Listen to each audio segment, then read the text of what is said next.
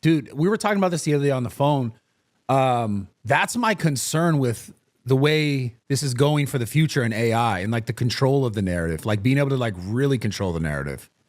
And we'll talk about some of those narratives now, but my concern is that like, because if you could make something like not feel controversial, which in most cases it shouldn't be because it's just conversations. But I think like right now we're talking about COVID, and COVID at one point was this thing that you're like, you can't say that, you can't say this. It's you're killing old people, whatever the reasons were to virtue signal to make you not talk about it.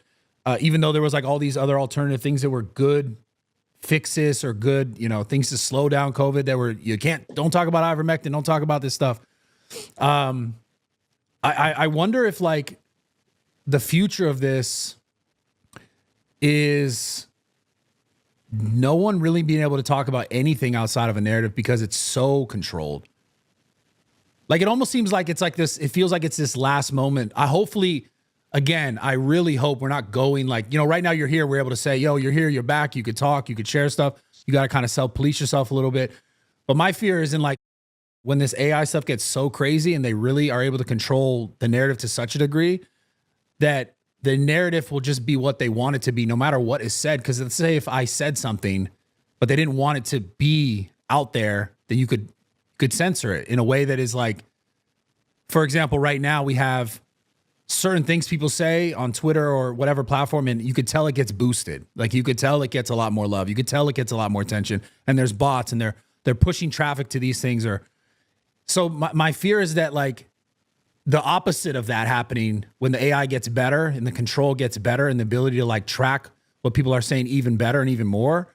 That's my fear with the furtherment of AI, that we're going to get to a point where there's no other narratives because you don't even hear them. If it's getting impossible to tell if people are real in videos, then imagine how fake engagement is when you see propaganda against a certain group. And this is what I want to talk about. Netanyahu saying publicly that he's paying $7,000 per post for pro-Israeli propaganda, saying that he wants to invest and get influencers to support Israel more. You see the people that own OpenAI, ChatGPT, that own the majority of these AI companies and who they support. It's like all roads always lead to the same spot. So who does AI benefit? Is it going to benefit the people like me, or is it going to benefit the opposite narrative? So I think I'm seeing the algorithm shift, especially recently since the ceasefire. And now Trump is saying that he wants to deploy troops and destroy Hamas after they just announced a ceasefire.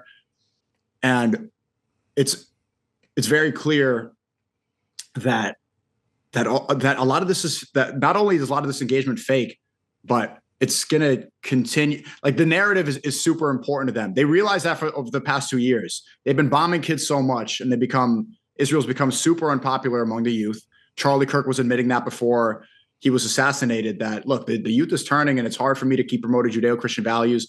Nobody wants to keep giving tax dollars to kids dying. Yeah. The fact that they lost that, and that the support, especially the American support, is crucial to them, because if Israel does not have American support, they cease to exist. They're like a parasite. They rely upon our media. They rely upon our money, our military aid. Trump just went in Israel and bragged in front of Netanyahu about all the military, the completely complicated and how specific the bombs and the missiles that Netanyahu demanded were. We give them everything. So if that relationship is crucial to them, and you've seen Netanyahu go on this media tour everywhere, talking about Judeo-Christian values, making sure to put the Israeli flag next to the American flag, making sure you get on the Nelk Boys podcast where they have the American youth and be like, we're the same. I eat McDonald's. Yeah. I eat Burger King. I'm just like you guys, like regulated. If that is so clearly their goal and their mission to make sure that relationship is instilled and make people think that Israel is a 51st state, then of course they're going to continue to pay for propaganda. Of course they're going to use AI to boost engagement. Yeah, well, I mean, even that Netanyahu thing where he was talking about like, we got to talk to Elon Musk about Twitter. Even that same conversation, I saw him sit down and talk. I don't know who he was talking specifically to, but he was being recorded. I think he was talking to like that group of maybe like social media people in the same conversation where he's talking about, influencers and check out some of our influencers. he was saying how like, oh, we got to talk to Elon Musk, and also how, oh, there's the sale of TikTok, and now TikTok is going to be, you know, hopefully that goes through. It just, it's too, this, I'm leading to a question here that I want to ask you. It's too blatant, right? It feels like, because at this point, everyone sees all those things. They see all those clips. They see Trump, like you said, he gets on, he talks about Miriam Adelson being like this like huge proponent of Israel. And then you can look very clearly, Miriam Adelson is one of his biggest donors. I think it was like $200 million for the super campaign. Billionaire. And she's a dual citizen, an American Israeli citizen, and she clearly prefers. Well, he literally says on the platform, he says, you know, and I like who does she, what country does she like more, Israel or America? And I think it's Israel. And it's like, it's just what I'm saying is it's so in our face at this point. Do you think it's on purpose? I feel like it's on purpose. I don't think it's on purpose. So I understand that theory.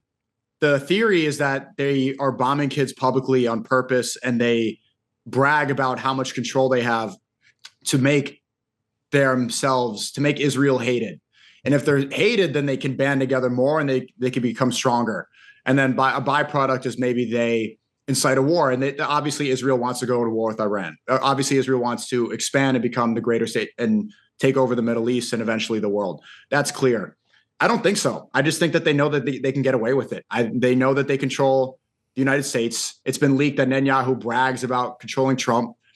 I think that they saw if they can get away with bombing kids for 2 years, breaking all these war crimes, doing whatever they want, being wanted all over the world, and still be able to do it without pushback and still hold allegiance with most of the United States politicians, then why wouldn't they do it more? Yeah, if this is, it's clearly working. Nothing is like they control. Like, look at that. Trump just said that he's bragging about being able to, I saved TikTok. No, you didn't. It's just, instead of Chinese control, it's under Israeli control now. It's one of the richest Zionists in America, and he's funding AIPAC. It's like, it's not TikTok is saved. Like, immediately, one of the first things they did was ban the juice box emoji. Was that because the juice box emoji was violent, or were people using it to talk about Israel? Yeah, it's clear who's in control now. I don't believe that theory, because if they wanted to be hated so much, then they wouldn't also invest so much money in the propaganda. Then Netanyahu wouldn't be sitting next to Kyle and Siney talking about Burger King and McDonald's. He would just continue bombing and then not have to do a media tour. But you don't think if you could incite enough hate for yourself, for example, where then you would be in a position that would actually become violent, right? Like, for example, the Charlie Kirk thing, where there's this whole narrative around Charlie Kirk, where he said all these such terrible things that he got this person from who aligns with this group over here that is willing to assassinate him, right?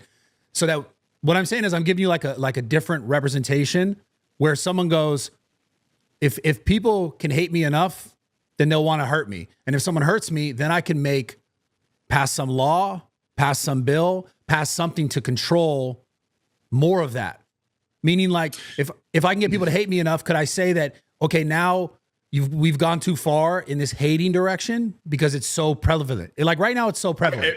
Now that they're already passing anti-Semitism laws. Trump passed a bill where foreign students who are on student visas, if they say free Palestine, then they can get deported and lose their visa. Right. There's already anti-Semitism laws. But that's what I'm talking about. So my theory of this, the idea of they're will, because they're not. I don't think any of these people are dumb, bro. I don't think they're dumb. Do you think they're dumb? No, absolutely not. So if they're not dumb, then they're probably thinking, right?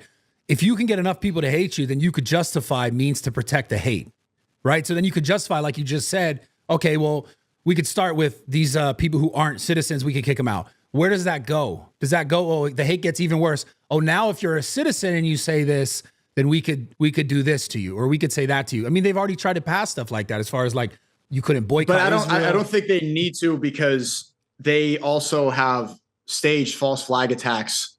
And one of the publicly known ones, which is no longer conspiracy theory, is the USS Liberty. If they want to hate, like, they can just do it themselves. They can just attack people. Some people, they assume that October 7th was known about for 6 hours, and they allowed October 7th to happen so that they could justify the war, and then that they could go and, well, not the war, they can just bomb Palestine. That they knew they had they had knowledge that October 7th was happening, and they knew that Hamas was going to attack.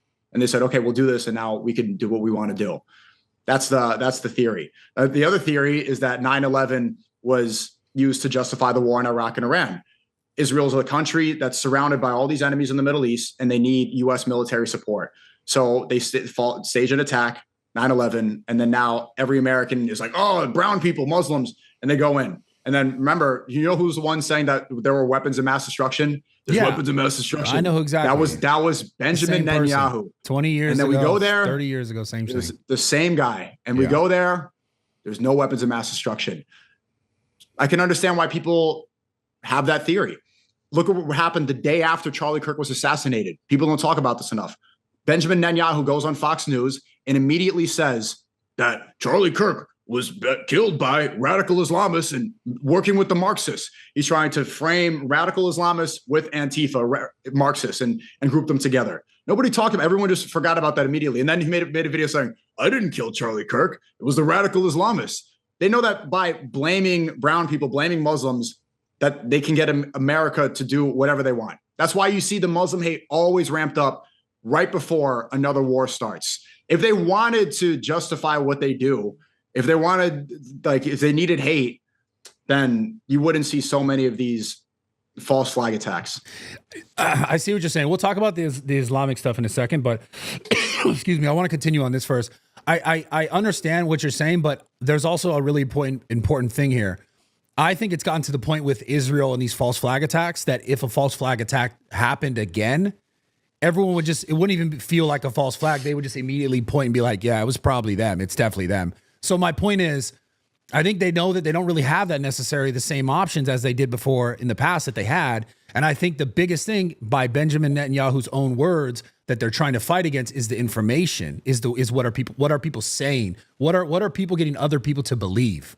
And I think that's the thing that in the long run, they want to be able to like fully squeeze and fully choke. And I think if you can get enough people to hate you, then you could start to rationalize, okay, we can make this a law that you can't hate this much. You can't hate this far. And I think that's like maybe not as overtly, they're going to pass a law and do it, but I think that's what's going to happen with the AI advancement. Because did you see recently there was this senator of Massachusetts that said, I'm going to give back the money that AIPAC has given me and I'm not going to take any more money from them. My point is that's happening right now. That happened 2 days ago. And right now, right, if you go 5 years in the future, how many more people are going to like forego this sort of, we're going to not take this money because so many people know and so many people are aware and so many people are bringing it up and so many people are talking about it, that because the talk is happening, that war itself, as he would describe it, his own, like that's this other front of war, this information war, is so much more powerful in this case that they could justify, if they hate us enough, then we could cover some ends here. And then we could start to really clamp down. That's what I think. That's my perspective of it, because it's just like I said, the false flag, if they did it, that it'd be like, oh, it's you, and it would just make it worse. And I think they want to get to the point where their narrative, you don't even hear it about it anymore. Because dude, if these politicians are already like foregoing money now, like imagine where this goes in 10 years or 15 years or 20 years when everyone right now who believes these things and who knows them to be true, they come into power. They're the new senators, they're the new Congress people. They already know I'm not with them. If I got there, I wouldn't with them, because people now are doing it.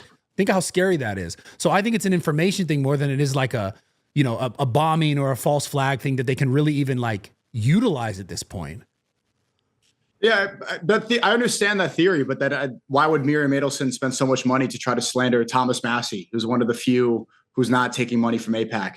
Then why do the 7K posts everywhere? Then why go on this whole media tour saying he didn't kill Charlie Kirk? And if you're saying that a false flag would be really obvious, but it hasn't been obvious. The people who theorize about October 7th and about USS Liberty and what happened in 2001, look how we went to Iraq, we went to Iran. The clue, I mean, people who are able to connect the dots and assume that it was a false flag attack, that wasn't the common theory. Charlie Kirk, for example, I think there's a I said this the first day it happened. There's a clear case or there's a lot of questions to be asked. Like, was it really some, deranged person who's dating a transgender, or, who's been very public about killing journalists, killing foreign leaders, bombing U.S. allies? Israel bombed Qatar 3 weeks ago, and we moved on. That's an ally of ours who's capable of killing people in foreign lands for their own personal gain. And we saw that Charlie Kirk was starting to turn against Israel. Candace Owens just released text where he says, I don't think I can keep doing this with Israel. They're saying he refused money. They wanted to give him $150 million to Turning Point USA to give positive propaganda. And when he said, I'm not going to do it, you saw what happened to him. But was that actually confirmed? The 150, I think it was 150 million. Was that actually confirmed? I don't think that was actually confirmed. I think that was just hearsay. That one's still theorized, but the text messages, that one is confirmed, where he did specifically say. Yeah. I did. That was confirmed by his own people.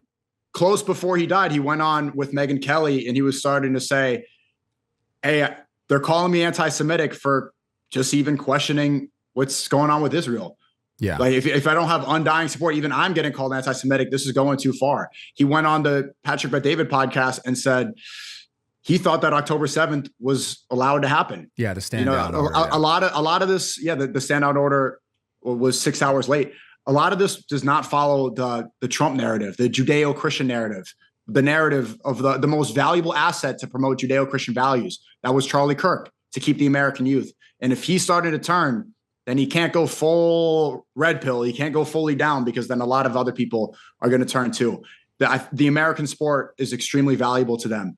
And that's why if you talk to so many boomers, I know if you're on Twitter, you think a lot of people are starting to become aware in this stuff, but many people have undying allegiance and still believe in Judeo-Christian values. The vast majority of white Christians in America believe in Judeo-Christian values. A lot of them are evangelical Christians. They say what Ted Cruz says, where in the Bible it says God must bless those who blesses the state of Israel, who think that Israel is our greatest ally.